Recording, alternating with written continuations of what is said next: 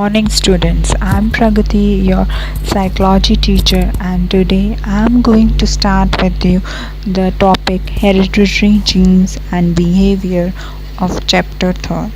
In this chapter, as I told you that we were studying all about what are neurons, or the central nervous system, peripheral nervous system, or complete biology. So the biological structure also starts from a human being formation, and a child comes in the world, and before that the conceiving of a child. So the conceiving of a child is being under a particular thing which is known as the genes, and with that their genes, the hereditary factors, are responsible for the behavior. How these genes and the hereditary factors affect the human behavior is today we are going to study about. So in 9th and 10th you have studied about this chapter, the basic things, that how our genes form and what is genes, how the chromosomes, how the human body develops. The child is being developed in the form of zygote cell.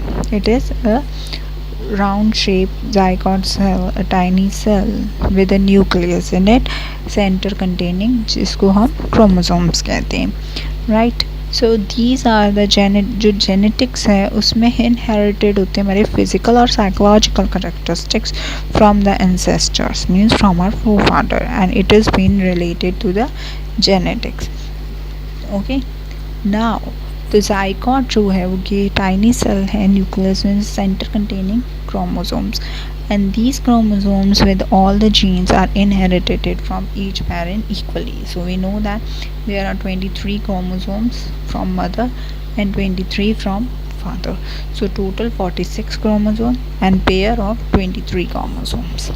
Okay, so the chromosomes are the inherited elements of the body. They are thread-like paired structure in the nucleus of each cell, and these number of chromosomes per nucleus, तो जो हर पर nucleus जो chromosomes के जो number है is responsible, is distinct and is consistent with each living organism. तो हर एक में एक living organism है, उसमें क्या है, the genetic cells जिसे sperms और ovum से बने हैं, and these are 23 chromosomes but not in pair. ये 23 क्रोमोसोम्स पेयर में नहीं है.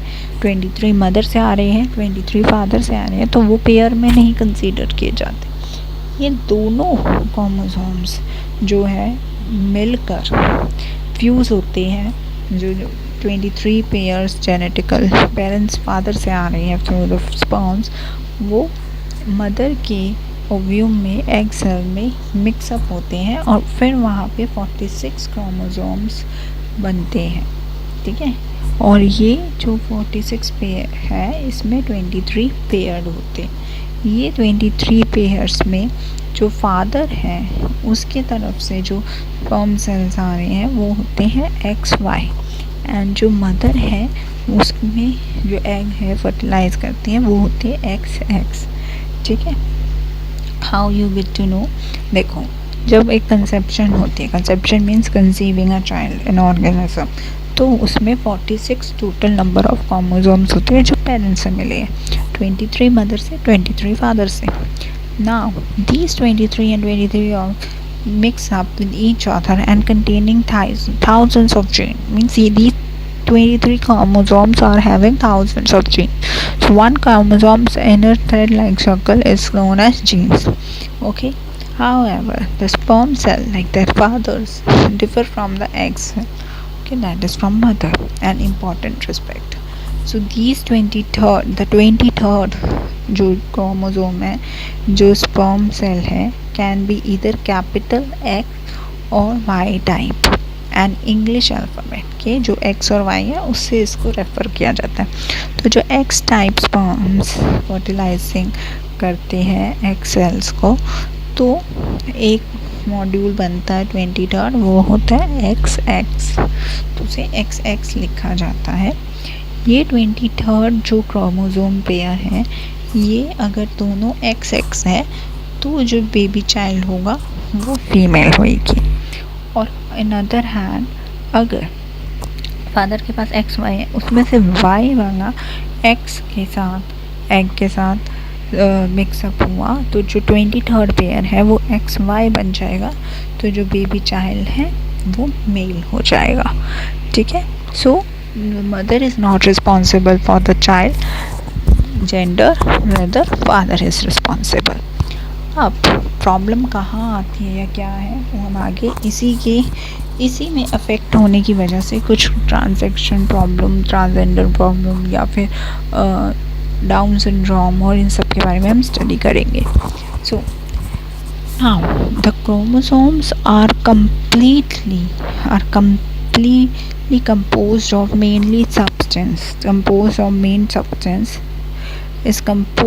main substance called deoxyribonucleic acid, which is known as DNA.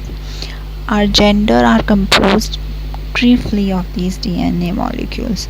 Okay, and these molecules or these genes are composed chiefly of the DNA molecules, and the two genes means जो दो genes है वो the two genes are being responsible that controls the development of each trait. Okay, वो हर एक trait के लिए responsible है। यहाँ पे डीएनए का जो फुल फॉर्म है आपको ये भी पूछा जा सकता है कि what is DNA, it is deoxyribonucleic acid.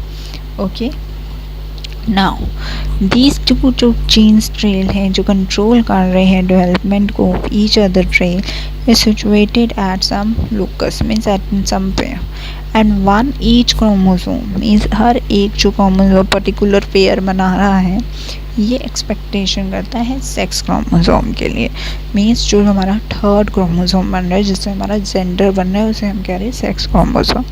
That is the pair of a chromosome determined with an individual sex, कि वो जो बेबी है वो मेल है या वो फीमेल होगा। ठीक है, ये 3rd मंथ के बाद डेवलप होता है। अब आया जीन्स पे।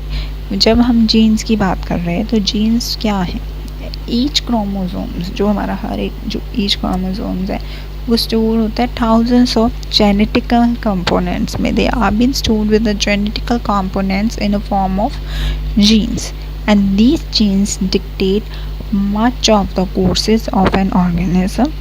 Okay, and these the organism is being developed, तो जो जीन्स है उससे ही organisms की development होती है। they have been responsible for the development and it contain the instruction for the production of specific protein, means एक specific protein के लिए वो responsible है which regulate the body psychological process। ये physiological process जो कि हमारा फिज़िकल बिल्डिंग है, स्ट्रेंथ है, इंटेलिजेंस है, ठीक है, हमारी बॉडी बिल्डिंग है, मस्कुलर है, हमारा हार्ट रेट है, चलना, ये सब जो रिस्पॉन्सिबिलिटीज़ हैं this is been by the phenotype genes. This are the phenotypical genes which is been responsible for body build, physical strength, intelligence and other behavioral traits. These traits, innate traits and type, I will share that also with you. Okay, these traits which can be passed on the offsprings, मतलब offsprings कौन है, बच्चे, through the genetical materials are called genotypes, means these जो हमारी traits value है, for example हमारे father है उनकी आइज़ जो है वो ब्राउन है और आगे बच्चा जो हो रहा है उसकी आइज़ भी ब्राउन है, तो उन पे वो ट्रेड्स डोमिनेट कर रहे हैं और उनका अफेक्ट अपने पेरेंट्स पे पड़ा है। ठीक है, उनमें कोई एक पर्टिकुलर बिहेवियर उसके फादर, तो वही बिहेवियर आप अपने फादर में बच्चे में भी देख रहे हो, तो वो चीज़ जो है आपकी जेनेटिकल मटीरियल से इफ़ेक्ट होती है जिसे हम जीनोटाइप कहते हैं। All the biological and psychological characteristics that a modern man possesses are the result of genotype inheritance with phenotypical variations. Okay, so a given gene can exist in several differences form में genes जो है वो relate करते हैं। Changing of a gene मतलब एक jeans का change होता है दूसरे जीन्स में, और वन फॉर्म टू अनदर जिसे हम मैच्योरेशन कहते हैं, मतलब उसमें जो जीन्स है वो मैच्योर हुए हैं, जो कि टाइम टू टाइम के साथ मैच्योर होते हैं और फिर ओल्ड होते हैं जैसे जैसे हमारी एज बढ़ती है, और फिर उसके हिसाब से उनकी साइकिल भी चलती है। Okay, these type of maturation that occur spontaneously occur हो रही है nature providing the various types variations in the genotype and permits the evaluation of new species. This form में ही न्यू स्पीसीज की डेवलपमेंट होती है। इसलिए हम ऐप से ह्यूमन बींग्स बने तो उसमें जीनोटाइप्स और मैच का ही अफेक्ट और जीन्स का ही मेजर रोल प्ले किया गया है। मैच्योरेशंस जो है वो परमिट करती हैं किसको, recombinations of the new genes, what it do, it recombine the new genes with the other genes which are already present. Some genes हमारे जैसे आपको पता है अब half genes have been from mother and half from the father, तो जब वो दोनों मिक्स हो रहे हैं तो एक न्यू बेबी बना। अब जो न्यू बेबी है उसमें कुछ जीन्स तो प्रेजेंट है, और अब वो जब अपनी प्रोडक्शन से आगे न्यू बेबी फॉर्म करेगा तो उसमें उस बेबी में कुछ जीन्स आधे तो अपनी जनरेशन के जाएंगे और आधे दूसरी साइड से आएंगे। तो that is the difference thing which we mean. And कुछ फैक्टर्स जो कि एनवायरमेंटल फैक्टर्स हैं जो रिस्पॉन्सिबल होंगे। Okay, so these are some of the basic factors which are responsible and new combination of genes structurized in this form in the environment, and we can select out that how the genotypes turn out to best fitted for the environment. This way it gets into the environment and how the effect over the culture biasness and social cultural shaping and behavior that we will study in the next class. Okay, that how these all have been affecting. So in this we have understood that how the chromosomes come. First of all the genes, the chromosome, zygote cell में chromosomes इसमें genes है। chromosomes 23 pair है जो कि father और mother की तरफ से आ रही है। 23 टोटल 46 है, 23 पेयर है। 23rd पेयर जो है जिसको हम सेक्स क्रोमोसोम के नाम से भी कहा जाता है, that is the 23rd chromosome is responsible for the human baby boy or baby girl. Okay, so this is all about which you have to explain if you get into a long question answer. Okay, so now tomorrow we will study about the cultural basis. Okay, thank you and have a nice day. Tomorrow we will